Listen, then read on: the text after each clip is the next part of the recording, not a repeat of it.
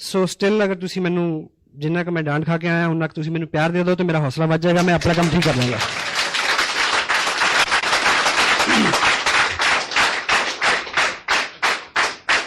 Thank you. इतना ज़्यादा भी नहीं कि मैं पंजाबी चल रही है, अच्छा पता नहीं मन करता। सो परिचय, मेरा नाम सतीश पंडित है और जो 30 तारीख गई है नवंबर की, इस 30 तारीख को मैंने 2nd एनिवर्सरी अपने इस बिजनेस की सेलिब्रेट की है। 2 साल मेरे को इस बिजनेस में हुए। बेसिकली जो मेरा प्रोफेशन है वो लैंडस्केप का है।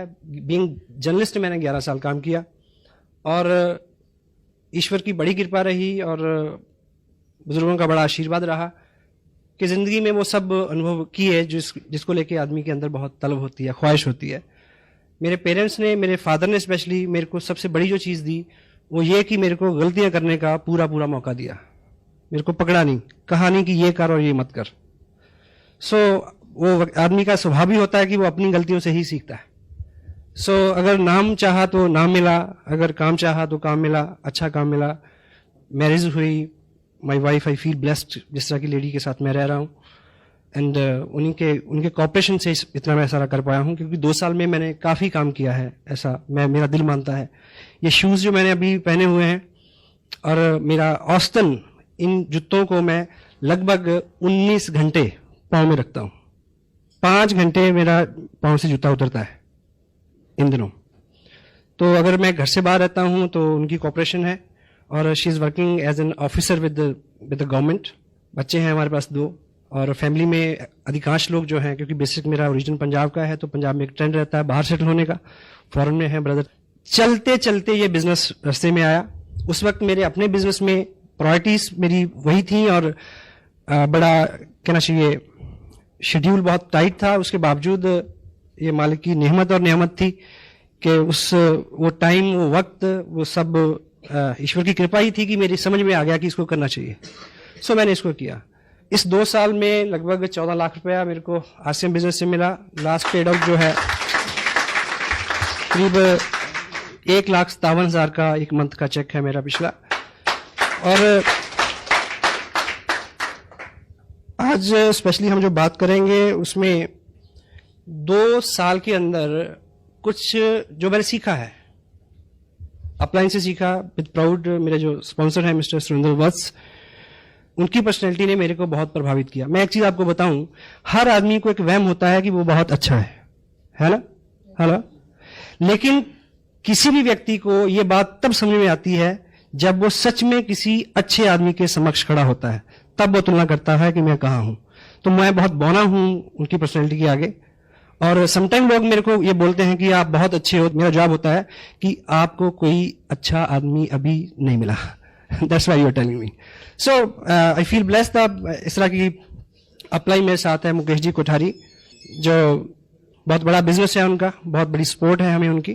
बागचंद जी छाबरा, कैलाश जी और स्पेशली त्रिलोक जी की जो मार्गदर्शन है उनका।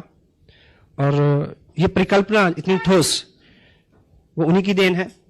तो इन सब लोगों की मदद के साथ और हिंदुस्तान भर में लगभग 25 स्टेट, 700 से ज़्यादा पिकअप सेंटर और 125 से ज़्यादा प्रोडक्ट और हजारों डॉक्टर गगनदीप जैसे जो झाड़ू लीडर, इन सब के साथ हम इस कार्यक्रम को बहुत आगे बढ़ा रहे हैं।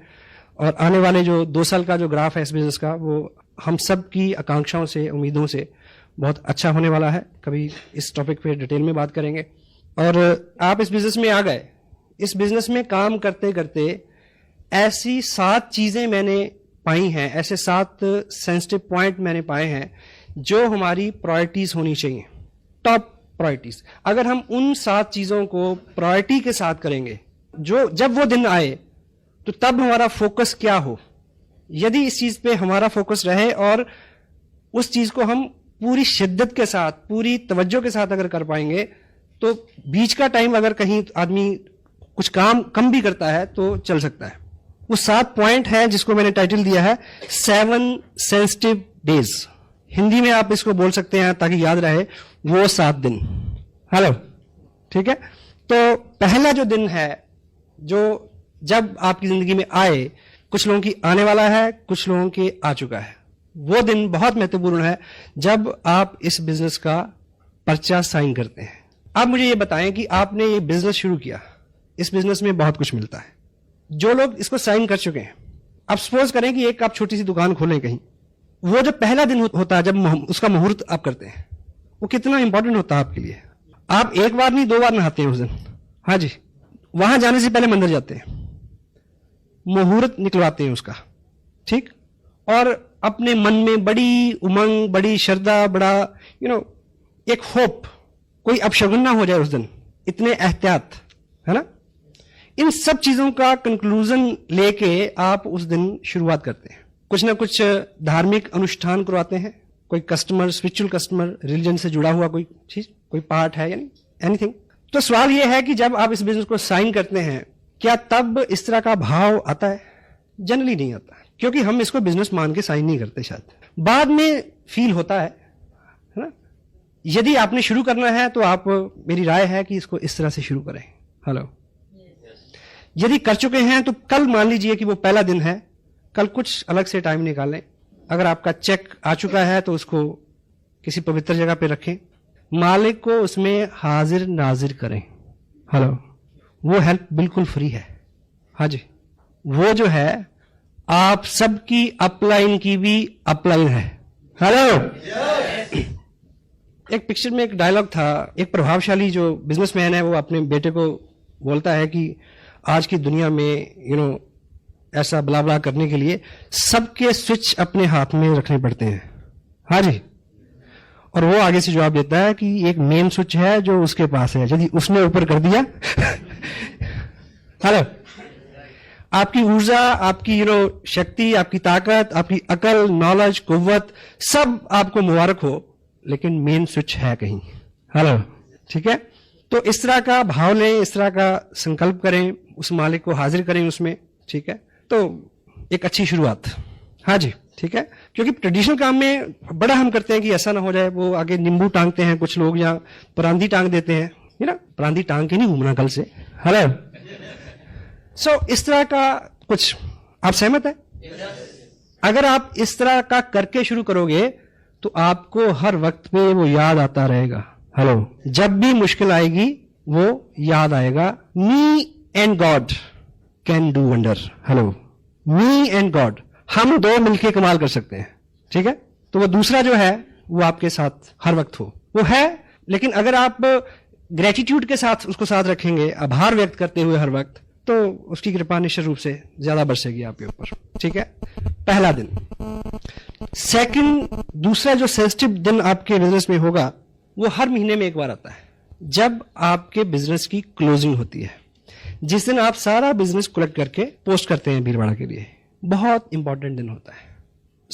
सारा बिजनेस कलेक्ट हो ठीक से, सारा चेक हो, उसमें कोई त्रुटि तो नहीं, गलती तो नहीं, ठीक। उसकी फोटोकॉपीज करवाएं, पीछे आपके पास रिकॉर्ड हो, कोरियर गुम हो गया तो क्या होगा। हेलो जी। और जब आपका ग्रुप बड़ा हो तो बड़े ग्रुप में जहां पे अभी नए सीखने वाले लोग हैं, उस डेट को आपका वहां होना जरूरी है। हाँ जी, मैं हर महीने प्लान करता हूं कि मुझे 8 तारीख को कहां होना है, एवरी मंथ। अगले मंथ का मेरे को भी इसे पता है। अभी देहरादून में मेरा बिजनेस है, 1 लाख का बिजनेस 40 लाख से ज्यादा है। वहां जो पहला एक्टिव आदमी है उसके ऊपर एक व्यक्ति है, वो एक्टिव नहीं थे 2 साल से। अब उन्होंने एक्टिविटी करनी शुरू कर दी, 5, 7, 10 हजार का बिजनेस किया। मैं वहां गया उनको बताने की क्लोजिंग प्लेसमेंट कैसे होती है। यानी उस ग्रुप में 5,000 का बिजनेस बढ़े, इनकम से कोई सरोकार नहीं इसका, पर I am the only person between he and me, we are 2 person only. I went over there, I came back Delhi, वहां कुछ ऐसी एक्टिविटीज थी। 8-9 तारीख का ये शेड्यूल, इस तरह से मैंने एवरी मंथ क्लोजिंग से कंसर्न जितने भी जरूरी काम है, आपकी एक्टिव अपलाइन आपको बता सकती है। बहुत बार किसी अच्छे आने वाले भावी लीडर का आप वहीं पे फ्यूचर चौपट कर सकते हैं।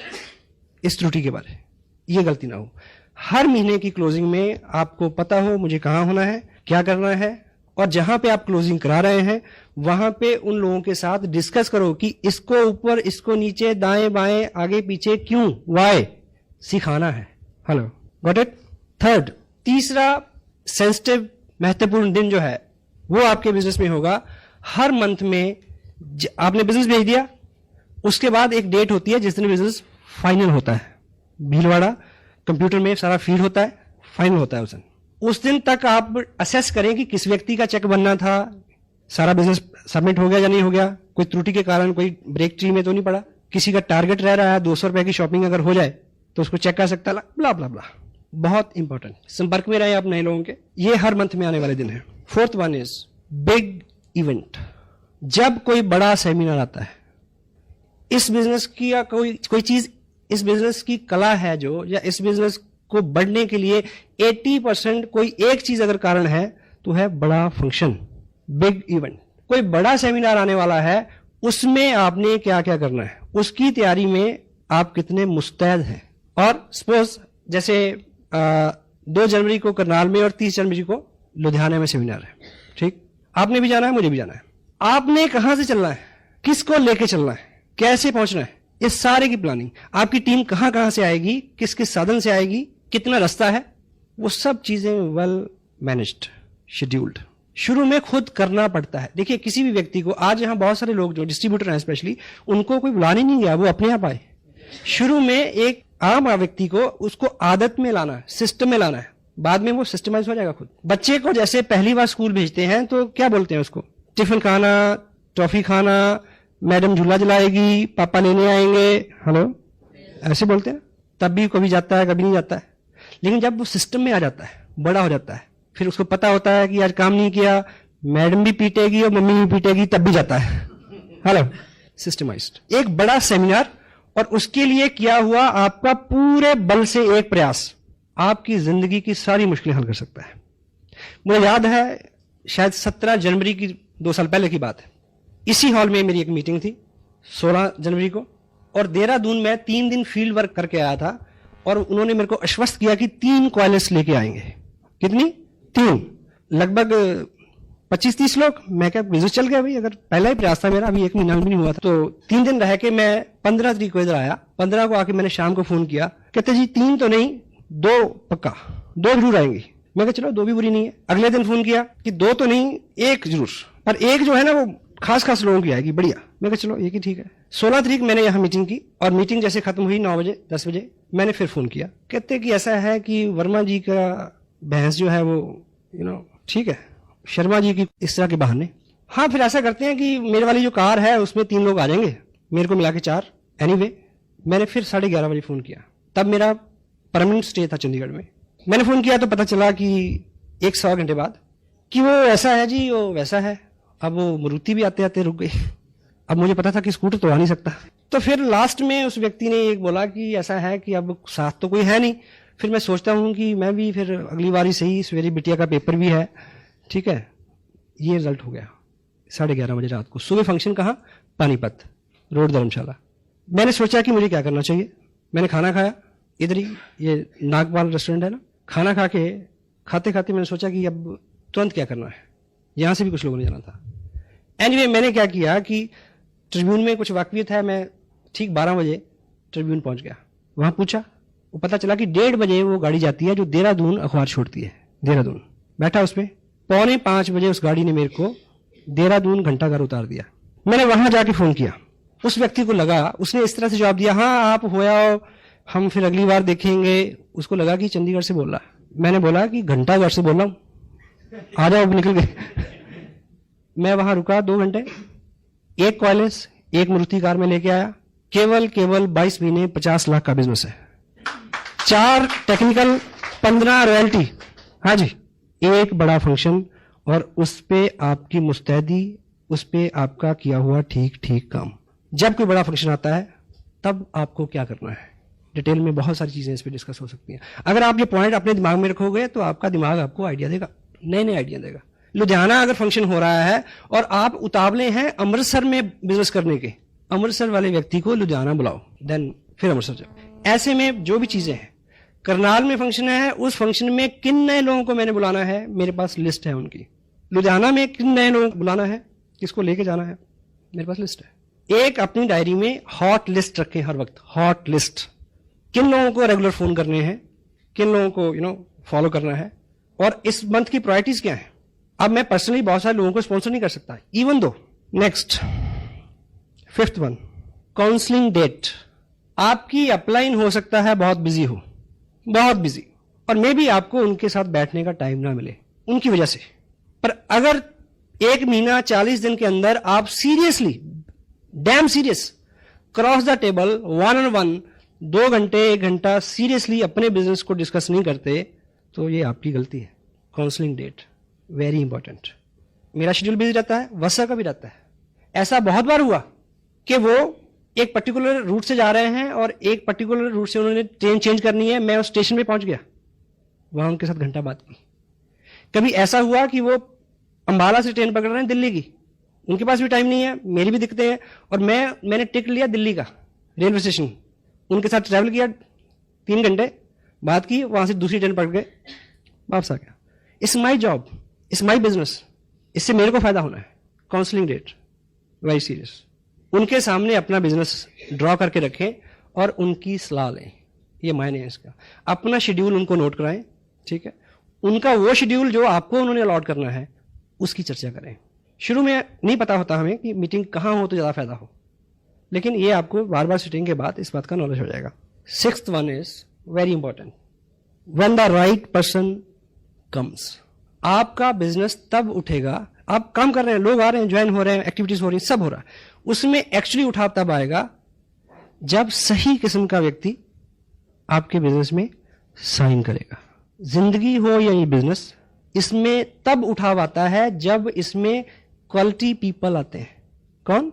Quality people. क्वालिटी पीपल जो है वो, ये बिजनेस हो या जिंदगी, उसमें आते तो हैं पर हमारी कुपात्रता के चलते ठहरते नहीं हैं। अपनी पात्रता को हम बढ़ाएं, अच्छा करें। जब राइट पर्सन आपके बिजनेस में आए, मान लीजिए आपका बड़ा ग्रुप भी है, आप मीटिंग लेने गए, उस मीटिंग में एक व्यक्ति ऐसा आपने आइडेंटिफाई किया, आप बीइंग लीडर आपने आइडेंटिफाई करना है, उनकी एक्टिव अपलाइन को रेफरेंस देना है, खुद उसको संभाल करना थोड़ा। जो भी मजबूत व्यक्ति होगा वो आपको उतना कष्ट भी दे सकता है। हाँ जी, पोटेंशियली आदमी तो देगा। एक शेर है उर्दू का, जिन चिरागों को हवाओं का कोई खौफ नहीं, उन चिरागों को हवाओं से बचाया जाए। अमानी क्या है? डायरेक्टली रिलेट नहीं करेगा इस बात से, पर इसको समझे क्या कहना चाहता है शायर। जिन चिरागों को हवाओं का कोई खौफ नहीं, उन चिरागों को हवाओं से बचाया जाए। यानी जिनको खौफ है, जो कमजोर हैं, वो तो जैसे हवा चलेगी बुझ जाएंगे। जो बेखौफ हैं, यानी जो ताकतवर हैं, हवा चलने से वो आग लगा देंगे, उनको बचाने की जरूरत है। सो जो ताकतवर व्यक्ति है, जो पोटेंशियल पर्सन है, जब वो आपके बिजनेस में आता है तो उसकी संभाल जो है बहुत जरूरी। वो आपको हार्डशिप दे सकता है, सहमत है आप? और पोटेंशियल पर्सन जो होता है, उसके साथ व्यवहार को लेके, काम को लेके, सब चीजें बहुत सदी हुई होनी चाहिए। और ऐसे व्यक्ति के आगमन पे अपनी अपलाइन को काउंसिल करें, उनकी हेल्प लें। मे बी तब आपका स्टेटस उस दर्जे का ना हो, मे बी आपकी पर्सनैलिटी अलाइज ना करती हो वहां पे, maybe, then take proper help, उसकी संभाल। Got it? यस।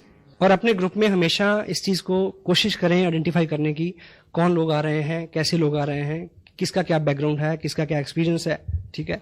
कोई आदमी अच्छे से काम कर रहा है, मे बी आपका एक डिस्टेंस ग्रुप हो यहाँ से 200 किलोमीटर दूर, वहां पे औसतन 30-40 हजार का बिजनेस आता है, ठीक है। आप उसको वॉच करें, कभी चेक करें कि एक महीने एक ही व्यक्ति ने 20-25 लोगों को ज्वाइन कराया, ये घंटी है, हेलो, अलर्ट हो जाए वहां पे। अगर उस व्यक्ति को संभालिए, क्योंकि जो लोग 40 हजार का बिजनेस आपको भेज रहे हैं पिछले 6 महीने से, वो यूजर है, हेलो, वो कस्टमर है, अल्टीमेट पर्सन नहीं है। जब इस तरह की घटना हो, इस तरह का सूचना आए, तो उसको आप कहीं भी बैठे हैं, आप काउंसिल करें अपलाइन से कि उसको किस तरह से हैंडल करना है। डॉक्टर गगनदीप सिंह जी का बिजनेस सबको अच्छा लगता है ना जी, हेलो। और ऑफ कोर्स वो मेरे ग्रुप में है, 4 महीने में 12 लाख का बिजनेस है। पर मैं और मेरा भगवान जानता है कि मैंने उन्हें किस तरह से हैंडल किया है। हाँ जी, पूछ लेना कभी। Potential person. 7th and last one, सबसे, इसको नंबर 7 पे इसलिए रखा है कि ये खास चीज है इसमें, नहीं ये तो आप वैसे भी नहीं बोलेंगे।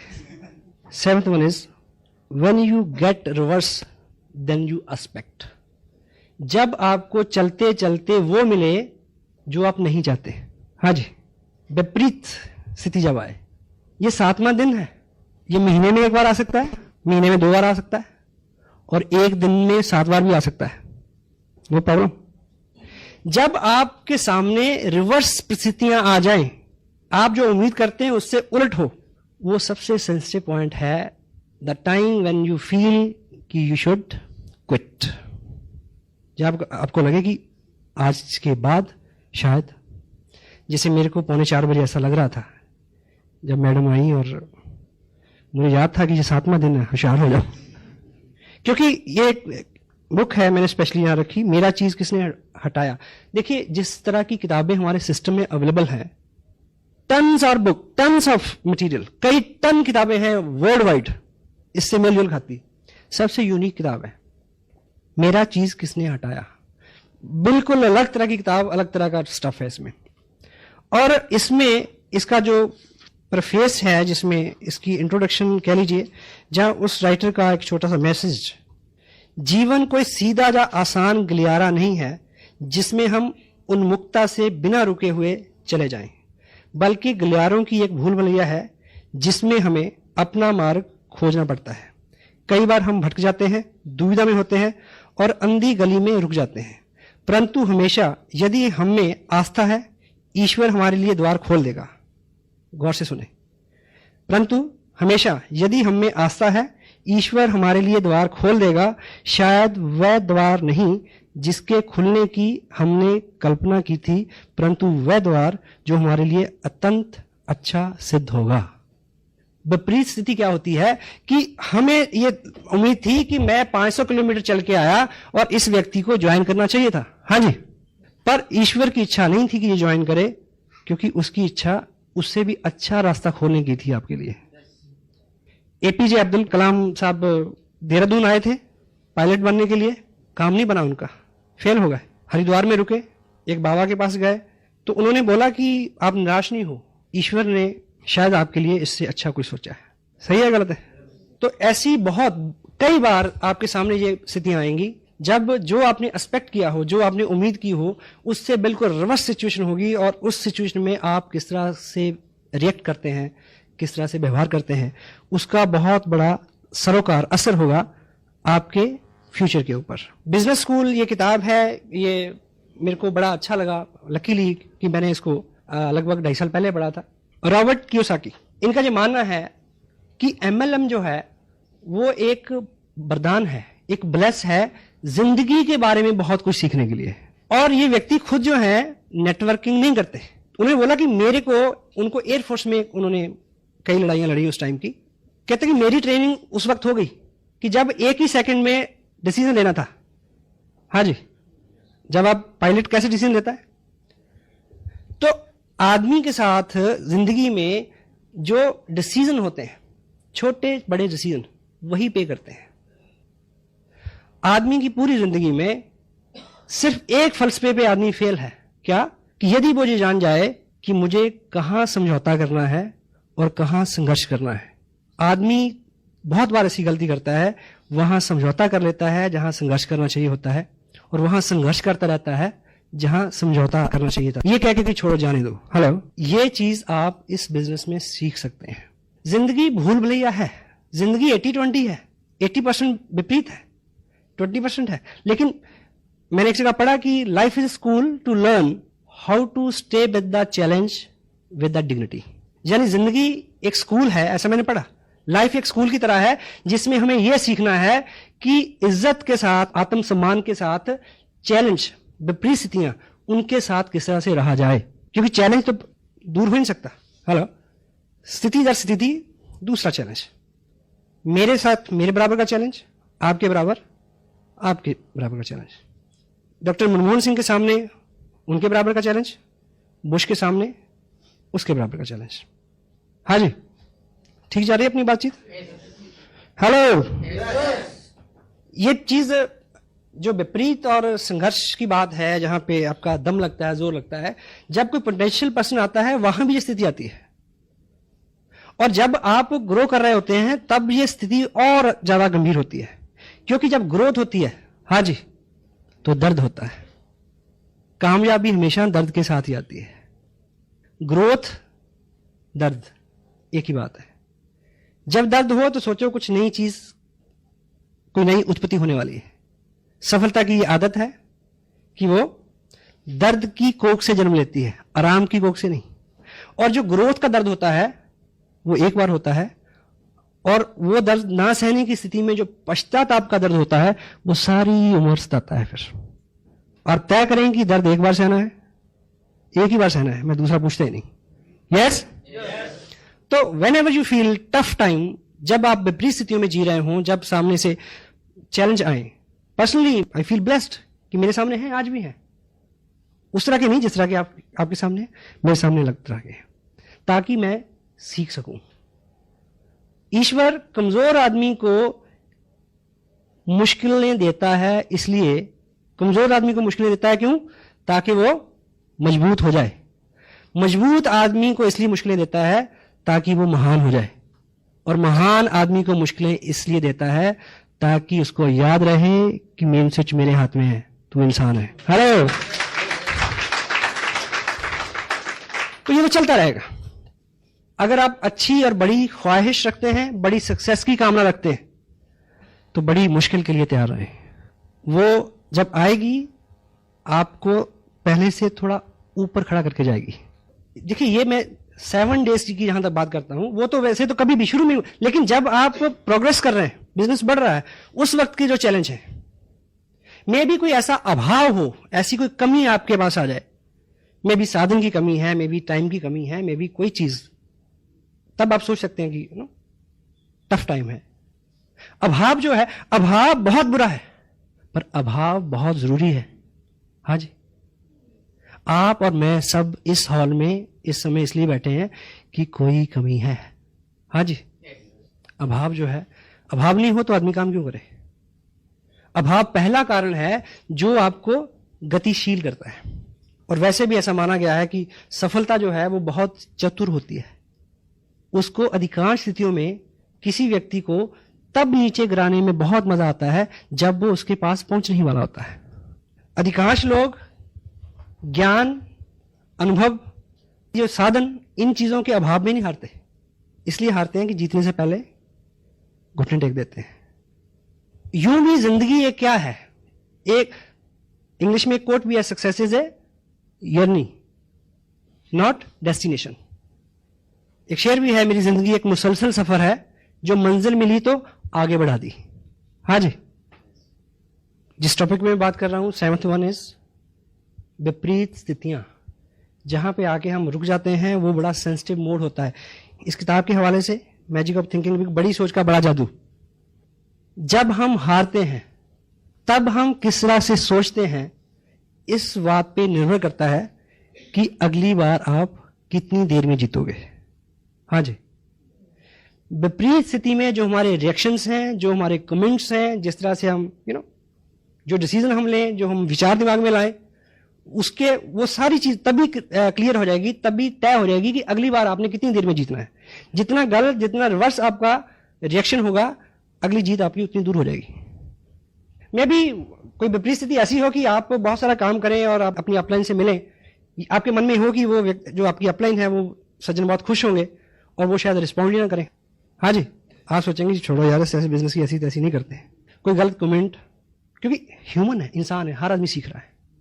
मुझे याद है, मैं पहले 90 दिन में मेरी रॉयल्टी हो गई। मैं उम्मीद करता था कि वाह बल्ले बल्ले हो जाएगी, ट्रॉफी का जब फंक्शन होगा। मुझे जब ट्रॉफी मिली तो उस मीटिंग में 55 लोग थे। मैं बड़ी उम्मीद करता था कोई ताली बजाएगा, किसी ने नहीं बजाई। हाँ जी, that could be reverse day for me, that may be 7th day for me। हाँ जी, और जिस महापुरुष ने मेरे को ट्रॉफी दी, अगले महीने उन्होंने बिजनेस छोड़ दिया। कैसा लगा होगा? 7th day. खून पसीना एक करके एक पहले व्यक्ति को रॉयल्टी पे पहुंचाया एक बड़ी लेग में, अगले महीने ही क्विट्स छोड़ दिया। दूसरे महीने उससे नीचे वाले को पहुंचाया, तीसरे महीने ही क्विट्स। अपने अपने कारण ये सब रिवर्स है। आप किसी फंक्शन में जाएंगे ये बड़ी उम्मीद लेके कि ऐसा ऐसा ऐसा ऐसा होगा, बड़े अच्छे अच्छे ख्वाब ख्याल आपको आएंगे, और वहां विपरीत स्थिति होगी। वो दिन होगा 7वां दिन, सेंसिटिव डे। मैं ख्यालों ख्वाब की महफिलें न बेकदरे शौक सजा सका। मैं ख्यालों ख्वाब की महफिलें न बकदरे शौक सजा सका, तेरी एक नजर के साथ ही मेरे सब इरादे बदल गए। रिवर्स हो सकता है। मुझे याद है फंक्शन था इधर कुरुक्षेत्र में, नाइट का बिग शो, देहरादून से एक अपने मित्र हैं, रॉयल्टी में हैं, तब उन्होंने पहली बार कई महीने के लगातार संघर्ष के बाद पहली बार 1,15,000 का बिजनेस किया था कि बहुत सारे लोगों को लेके आया हूं, ट्रॉफी मिलेगी। मैं सिंह साहब की बात कर रहा हूं जिनका आप डांस देखते हैं। लेकिन वत्स साहब ने उनको बताया कि मेरे पास जो लिस्ट पहुंची है कंपनी से अचीवर्स की, उसमें आपका नाम नहीं है, क्योंकि किसी वजह से आपका 5,000 का बिजनेस, उसमें कोई करेक्शन थी, कोई भी कारण था, वो टारगेट पूरा नहीं हुआ।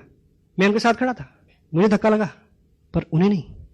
उन्हें पता था कि ये वो 7वां सेंसिटिव दिन है। अब रॉयल्टी पे बहुत बड़ा बिजनेस है।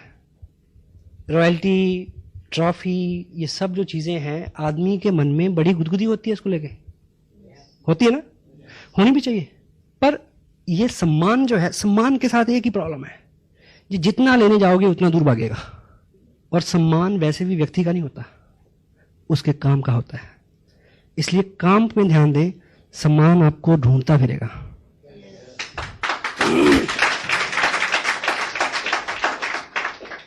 और ये चीजों में भी आप किसी ऐसे फंक्शन में जाएं, देखिए मैं आज जहां हूं, मुझे आप लोगों ने जिस तरह से रिसीव किया, जिस तरह से एस्कॉर्ट किया, जिस तरह से वेलकम किया, गुड फीलिंग, ऑन टॉप। अभी मेरा जो कमिंग मंथ में जनवरी में शेड्यूल है, 5 दिन में 6 मीटिंग है और 4 स्टेट कवर होंगे, शायद गुजरात, महाराष्ट्र, कर्नाटक और आंध्र प्रदेश। मुझे पता है 500 से लेकर 1500 लोगों की गैदरिंग किस तरह से वो मेरे को एस्कॉर्ट करेंगे। अब अगले ही दिन शायद मैं दिल्ली आऊं, दिल्ली में एक फंक्शन हो रहा है, मेरे कुछ नए लोग हैं, मैं सोचूं कि उनको लेकर मैं फंक्शन में जाऊं, और उस फंक्शन में क्या होगा मेरे साथ, शायद मेरे को 2 मिनट के लिए भी कोई माइक ना दे, मुझे वहां 3 घंटे बैठ के ताली बजानी है। I know the system, you must know it. कभी आप कुछ उम्मीद करके जाएं, आगे से आपको रिवर्स मिले। जिंदगी में ऐसे बहुत मौके आते हैं जब खाना भी होगा, भूख भी होगी, खाने की इजाजत नहीं होगी। जिंदगी ऐसे मुकाम पे, ऐसे मरहले पे, ऐसे चौराहे पे आपको कभी खड़ा कर सकती है जब खुशी तो मिले पर हंसने की इजाजत ना हो, जब गम तो मिले हमराज ना हो, कह ना सके दिल का हाल ना पूछ जुबां से, दिल के अंदर आगे देख। आपको इजाजत नहीं होगी कि आप किसी को कह दे। होता है ऐसा? हाँ जी, टफ टाइम। बहुत बार आपको ऐसे फैसले लेने होंगे जब बिल्कुल ये 2 दिन जो मैंने इधर बिताए हैं, इनको जिस तरह से मैंने प्लान किया था, हेलो, ये बिल्कुल उसके विपरीत रहे।